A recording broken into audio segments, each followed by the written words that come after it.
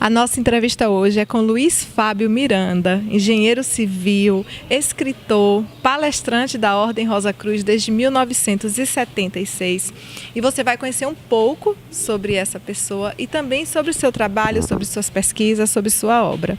Mas, Fábio, gostaria que você começasse se apresentando e dizendo como é que você chega nessa parte de tanto de escritor quanto de sonhos, porque você vem de uma formação na área de engenharia civil, né? Como você chegou aonde você está hoje? Então, eu sempre me interessei por isso desde criança, né? Desde criança eu queria ser escritor, desde criança eu gostava muito de psicologia. E lia demais. Então eu fui primeiro para a área de engenharia porque tinha o curso da Universidade de São Paulo, da USP, na minha cidade. Então eu fiz o curso, aí me mudei para São Paulo, fui trabalhar como engenheiro, trabalhei 30 anos como engenheiro. Mas já ao mesmo tempo eu fazia palestras. Foi uma escolha sua, a engenharia, não foi imposição da família, não? Não foi imposição da família, não. Muito pelo contrário. Eu perdi meu pai com 9 anos e eu tinha que me manter para fazer escola. E eu consegui fazer escola em tempo integral, trabalhando à noite, trabalhando em final de semana. Então eram desafios, né? Todo mundo dizia assim, poxa, mas tem muita gente que tem toda a condição de fazer essa faculdade e não faz. E você que não tinha condição fez. É um desafio, né? Ao mesmo tempo, paralelamente, sempre segui lendo, pesquisando. Eu fiz 3 anos de psicologia, eu sempre com essa paixão também por outras coisas, pela literatura e pela psicologia, pela psiquiatria, pela psicanálise, enfim. Você é uma mente inquieta. Acho que sim. Essa é uma boa colocação, né? Gosto, porque eles dizem isso, né? Existe esse preconceito, se você gosta de uma coisa, você não gosta da outra, né? Mas está errado isso, sabe? Isso é um preconceito, isso é uma ponte que colocam para a gente, e dizem assim, é proibido cruzar essa ponte, mas você deve cruzar, sabe? Por que um engenheiro não pode estudar um pouco de psicologia e literatura, ou o que quer que seja? O teatro, música, tem uma banda. Música, pois é, música é pura matemática, né? Então, tudo está. A matemática está em tudo, né? Pitágoras dizia que a origem do universo estava nos números. E aí você começou a escrever mesmo em que fase da sua vida? Hoje, eu sempre escrevi, mas nunca gostava do que eu produzia e depois de um certo tempo eu jogava fora. Então, o que aconteceu foi que depois que eu me aposentei, eu falei, bom, agora eu vou realmente começar a escrever de forma séria, né? Eu escrevi um primeiro livro em português, A Garota que Descobriu a América, mas as editoras do Brasil não tiveram muito interesse em publicar, não era um nome conhecido, é esse livro aqui, exatamente. Então, aí eu mesmo traduzi para o inglês, porque eu trabalhei numa empresa americana há muitos anos, e eu tive uma boa formação em inglês. Então eu mesmo me propus a traduzir. Eu traduzi e... Você primeiro escreveu esse livro aqui, A Garota que Descobriu a América, em português, depois você traduziu. Eu traduzi e aí foi publicado em inglês e hoje está à venda, já há alguns anos que foi publicado, está à venda no mundo todo. E primeiro em todos os países, atrás da Amazon, né? Então primeiro em todos os países de língua inglesa e depois também em toda a Europa e em alguns lugares até mais distantes como Japão, China e Índia. Então esse livro está à venda praticamente no mundo todo. Então quem quiser ler esse livro e ler em inglês, né, quem tiver boa fluência em inglês, pode comprar ele através da Amazon. Só uma pausa dentro da nossa sequência de assuntos, até porque não tem sequência, né? Você estava falando que durante a infância você gostava muito, muito de ler. Eu falo muito de livros no programa. E até para poder entender a sua trajetória como escritor, quais foram suas referências de literatura? O que marcou sua vida na infância, como primeiros livros mesmo, assim, aquele livro inesquecível? Na infância, com certeza, foi o Monteiro Lobato, sabe? Eu li toda a obra do Monteiro. Nós não tínhamos livro em casa porque nós éramos muito pobres. Mas na minha cidade, São Carlos, existia uma biblioteca pública, uma biblioteca municipal muito boa. E ali, então, eu encontrei tudo o que eu queria. Então, só que já com 11, 12 anos eu lia coisas que os meus professores não achavam muito adequado para a minha idade. Mas é uma sequência, né? Quer dizer, você começa e depois você vai querendo mais e começa a ler sobre todo tipo de assunto. Eu, com 12 anos, eu lia muito sobre metafísica, misticismo, psicologia, e os meus professores achavam, me viam com aqueles livros na escola e achavam que era uma leitura não adequada para a minha idade. Que dizem que todo escritor nasce de um bom leitor, né? E o bom leitor nasceu a partir da obra de Monteiro Lobato. Lobato, aqui no Brasil. E aí seu segundo livro, que eu adorei o nome, eu adorei a capa e adorei a história também, é Pontes Proibidas, né? Veio depois de A Garota que Descobriu a América. Isso mesmo. Esse livro foi publicado agora em maio. Da mesma forma, é recentíssimo, da mesma forma está à venda em todo o mundo. E é aí um romance com fundo psicológico, porque é um rapaz americano que aos 28 anos entra em depressão e durante o livro todo ele procura a causa dessa depressão. Ele vai analisando toda a vida dele, né? Desde o máximo que ele consegue se lembrar na infância e depois a adolescência e os anos da universidade e também depois já os anos em que ele vai trabalhar na cidade grande. E quais seriam essas pontes proibidas desse jovem nessa história? Pois as pontes proibidas são pontes, claro, não são pontes físicas, né? São pontes mentais, psicológicas, são aquelas que nos proíbem a nossa educação, a nossa família, algumas experiências que nós temos ao longo da vida, elas nos proíbem de cruzar certas pontes. Algumas, o livro fala muito a respeito de drogas, então algumas, elas têm realmente uma causa, um motivo para não serem cruzadas. Exatamente. Nem tudo tem que ser experimentado. Tem que ser experimentado porque o risco se torna muito grande. Mas algumas pontes são importantes. Mas algumas pontes você deve, não só pode, mas deve cruzá-las. Você não deve deixar que essas pontes continuem proibidas para você. É o caso dele, que tinha vamos dizer assim, um talento para um determinado tipo de coisa na vida, mas devido à influência do pai, que era um fazendeiro e queria ter um filho doutor, então o pai vai manipulando de forma que aquela ponte das artes, né, que o leitor logo percebe que ele nasceu para aquilo. Você é um artista. Mas o pai leva ele para cá e ele não consegue cruzar aquela ponte. Agora você entendeu por que eu tinha lhe perguntado se seu pai lhe orientou para engenharia para saber se esse livro aqui tinha alguma coisa de autobiográfica. Porque a gente acaba deixando um pouco da gente na obra também, né? Um pouco sempre fica, né? Mas nunca é totalmente imparcial e distante. Todo escritor coloca alguma coisa de si na obra, com certeza. É uma forma também de sublimação. Ah, sim. Cada livro é praticamente alguns anos de terapia que a gente faz. É isso mesmo. Então você começa na engenharia e aí inicia paralelamente, começa a escrever, inicia sua trajetória com 2 livros, né, publicados. E como é que você chega nos sonhos? Como é que você se interessa por esse assunto, vai pesquisar sobre sonhos? Os sonhos eu sempre tive essa atração por essa parte dos sonhos, porque são experiências psíquicas pelas quais nós passamos praticamente todos os dias. E eu, interessado na parte de metafísica, na parte de misticismo, comecei a me perguntar o porquê dos sonhos, quanto nós sonhamos, se os sonhos têm alguma função, né? Ou são coisas sem nenhum sentido, né? E realmente alguns não têm sentido, mas alguns têm uma função muito clara, né? O Freud e o Jung foram os primeiros grandes pesquisadores do sonho nesse sentido. E aí eu fui, ao longo toda a minha vida, eu sempre me interessei por esse tipo de assunto. Eu me afiliei à Ordem Rosa Cruz com 15 anos. Eu vou fazer 54 anos de afiliação à Ordem Rosa Cruz. A Ordem Rosa Cruz estuda esses assuntos: metafísica, misticismo, sonhos.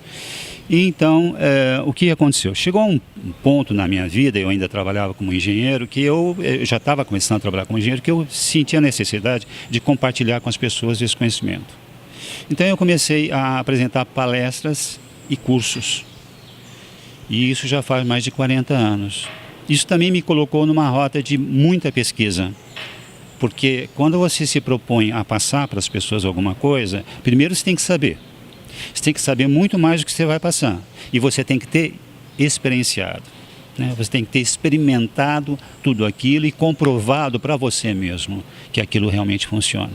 Então, isso te dá uma segurança e dá também às pessoas a segurança de ver que está em frente a uma pessoa que realmente domina aquele assunto.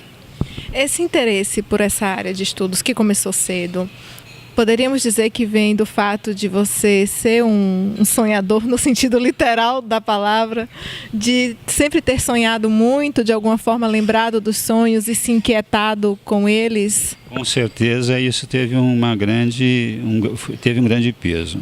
Porém, há uma história na minha família, que é uma história que eu vou até colocar num romance, que é de um bisavô que se interessava muito por esse assunto, um português. Ele foi condenado pela Santa Inquisição e ele morreu, quer dizer, ele teve uma clemência. Antes de queimá-lo, eles o enforcaram, ou seja, ele teve uma morte instantânea e depois o queimaram. Esse meu bisavô foi condenado justamente por estudar esses assuntos que eram proibidos na época, né? Ligados ao misticismo, a uma possessão demoníaca ou uma premonição, né? Todos esses assuntos eram muito proibidos, né? E esse é o irmão do meu bisavô, que foi condenado. Meu bisavô fugiu, foi para a Itália, porque senão ele também seria condenado. Porque, na verdade, o que o pessoal estava interessado era nas nossas terras, em Portugal. E não se o meu avô fazia ou não fazia essa parte de magia e etc. E o interessante desse irmão do meu bisavô é que ao ser julgado pela Santa Inquisição, eles procuram um sinal no seu corpo. Porque dizem que o diabo, né, quando faz o acordo com você, deixa um sinal. E ele não tinha uma marca nenhuma. Porém, ele tinha um chumaço de fio de cabelo branco aqui. Ele era jovem, mas tinha. Ele disse o tempo todo que era de nascença. Mas eles compraram o barbeiro local e o barbeiro disse, não, ele não tinha antes, foi a partir de um determinado tempo que surgiu essa mecha de cabelo branco. Eu nasci muito loiro, com cabelo quase branco, mas logo aos 4, 5 anos começou a escurecer. E aí o meu pai notou que eu tinha... Você também tinha acordo.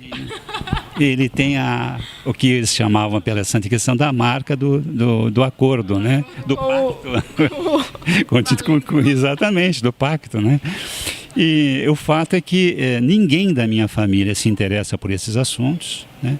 A minha família é muito simples, nós somos humildes, meus irmãos não estudaram, sou o único que estudei, fiz curso superior, falo diversos idiomas, trabalhei fora do país, enfim, e me aprofundei nesses assuntos.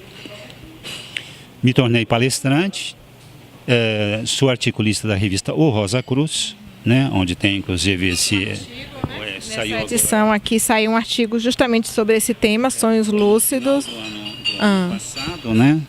Que então a revista me pediu um artigo.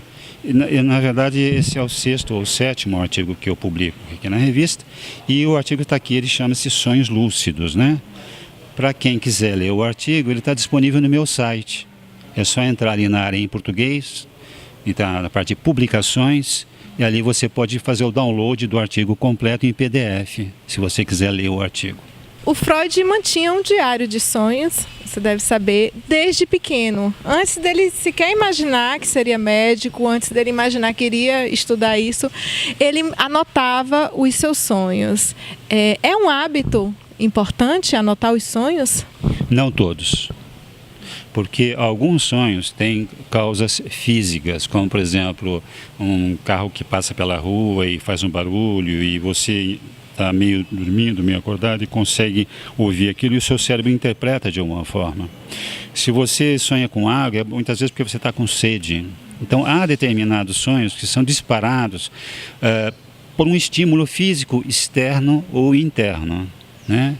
Agora, há sonhos que são realmente comunicações do seu subconsciente, mensagens do seu subconsciente, que merecem ser anotados, merecem ser analisados, até, se for necessário, com o auxílio de um profissional da área, né? Então, mas aí você fala que os sonhos são mensagens. A gente poderia remeter à questão da premonição ou pensar a nível de que os sonhos são conteúdos inconscientes, em sua maioria desejos, né? Como Freud disse. Sim. Eu acho que existem os dois casos. Você tem sonhos que são premonitórios, mas não são tão comuns. Os sonhos psicológicos mais comuns são realmente essa comunicação do subconsciente com o consciente, né? Esses são os mais importantes. E no meu curso eu explico para as pessoas que elas podem fazer o seguinte: elas podem se condicionar a ter o sonho mais importante um pouco antes de acordar pela manhã, porque esse sonho ela vai se lembrar. Os sonhos que você tem ao longo da noite, porque nós temos 5 ciclos de sonhos ao longo da noite, né? Você adormece, não sonha, 1 hora e pouco depois você começa a sonhar, porque os olhos começam a se mexer. Isso mesmo, isso. São 5 períodos sem sonhos, 5 períodos com sonhos. Se você somar todos os 5 períodos com sonhos, você vai ter quase 2 horas. Muitos sonhos são também da própria organização da sua mente, né? O resto diurno. Exatamente, ela se reorganiza. Então, ou seja, o que eu digo no meu curso é assim: faça um tipo de um acordo com o seu subconsciente. Diga assim a ele: olha, se você tiver aquele sonho importante que eu me lembre, faça de manhã, um pouco antes de eu acordar, porque esse eu vou me lembrar sem dúvida nenhuma. E aí eu vou anotar e vou depois procurar o que é que você está me dizendo. Porque o subconsciente trabalha de uma forma diferente do consciente. O consciente trabalha com linguagem e o subconsciente trabalha com símbolos. Né? Então é necessário. Nem tudo que a gente sonha é aquilo de fato. Você próprio, se você vê um animal no sonho, veja só, isso aconteceu há 15 dias, eu sonhei com um gatinho e o gatinho era muito carinhoso, sabe? E ele ficava assim rodeando em mim, ronronando. E quando eu acordei eu falei: esse gatinho sou eu mesmo. Porque uns dias antes eu estava pensando assim: puxa, eu preciso ser um pouco mais carinhoso comigo mesmo, sabe? Eu estou muito... Me cuidar mais. Exatamente. E o que acontece? Isso vem num sonho, um gatinho, né? Então é uma compensação de uma necessidade ou um desejo, né? Vamos tentar definir sonhos lúcidos, né? Para quem nunca teve contato com esse material, né? Como você poderia explicar o que é um sonho lúcido? Perfeito. Isso é uma experiência que as pessoas às vezes passam por ela, mas elas acham estranho e seguem em frente sem pensar muito sobre o assunto. O sonho lúcido é aquele quando você está dormindo, sonhando, e de repente no meio do sonho você fala assim: olha, isso é um sonho, eu estou sonhando. Então você se tornou lúcido, você ficou lúcido no meio de um sonho. O que as pessoas muitas vezes não sabem é que, ao constatar que é um sonho, ao se tornar lúcido, você pode subir um outro degrau. Você pode falar: bom, se então isso é um sonho, eu posso dirigir o meu sonho. Então, ao invés de sonhar com qualquer coisa, como eu estou sonhando agora, eu vou sonhar que eu estou indo para Paris, que eu estou visitando a Torre Eiffel, que eu estou na Grande Pirâmide do Egito. Enfim, eu posso fazer aquilo que eu quiser no sonho. Inclusive realizar desejos que eu não posso realizar na realidade. Exatamente. Muita gente... Ultrapassar as pontes proibidas. Ultrapassar as pontes proibidas. Uma coisa que as pessoas adoram fazer logo que ficam lúcidas é voar. Tá? Então você pode voar como super-homem, ou você pode criar um tapete mágico e falar: agora tapete, me leve para dar um passeio sobre o farol da Barra em Salvador. Né? Então você pode fazer tudo, você pode encontrar com pessoas famosas, você pode encontrar pessoas que já faleceram, né? É tudo produto do seu próprio mundo mental. Eu poderia também dar vazão a determinadas pulsões, determinadas angústias, né? Questões que talvez a pessoa não consegue lidar no estado de despertar, de vigília. Então a gente faria essa limpeza de chaminé, voltando aos primórdios da psicanálise, né? Conscientemente, né? Porque a psicanálise trata isso como um conteúdo inconsciente. Mas através do sonho lúcido eu poderia me propor a fazer esse processo catártico mesmo, terapêutico, durante o sono? Sim. Se for uma coisa até um determinado nível, sim, né? Se for uma coisa muito séria, eu volto sempre a dizer, você tem que procurar um profissional. Eu me lembro perfeitamente, quando eu fui fazer o seminário de sonhos lúcidos com o pesquisador que comprovou em laboratório que era cientificamente que o sonho lúcido realmente acontece, porque até então, até 1975, 78, se pensava que eram momentos de lucidez, mas que naquele momento, naquele período, a pessoa não estava realmente dormindo e sonhando, né? E aí um pesquisador na Inglaterra e outro nos Estados Unidos, e outros usando aí maquinário, né? Eles comprovaram que não, a pessoa estava realmente dormindo e ao mesmo tempo lúcida. E eles fizeram isso pedindo à pessoa, quando entrasse no estado de lucidez, mandasse uma mensagem, um aviso, através do movimento dos olhos. Porque no REM os olhos se movimentam desordenadamente. Mas se a pessoa estiver lúcida, ela pode movimentar os olhos conscientemente. Então, quando você se tornar lúcido, olha para um lado e para o outro 4 vezes.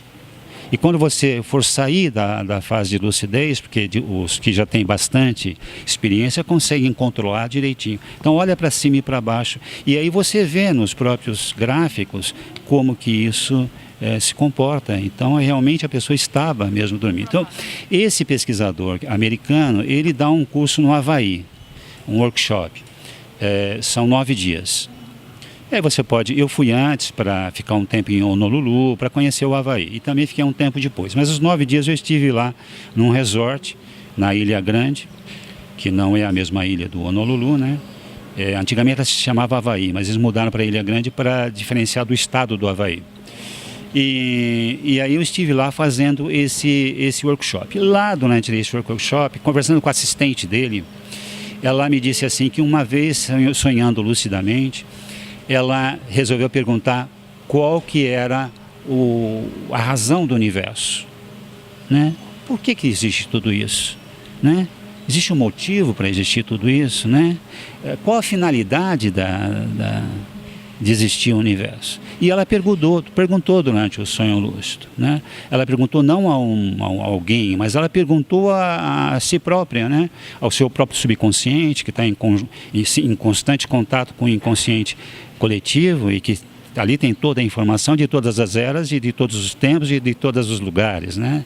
E ela se perguntou, e interessantíssimo foi a resposta que ela obteve, porque a resposta foi o seguinte: a sua espécie, a espécie humana, no seu atual nível de evolução, com o cérebro que vocês têm hoje, com o sistema nervoso que vocês têm hoje, infelizmente ainda não é possível vocês entenderem isso.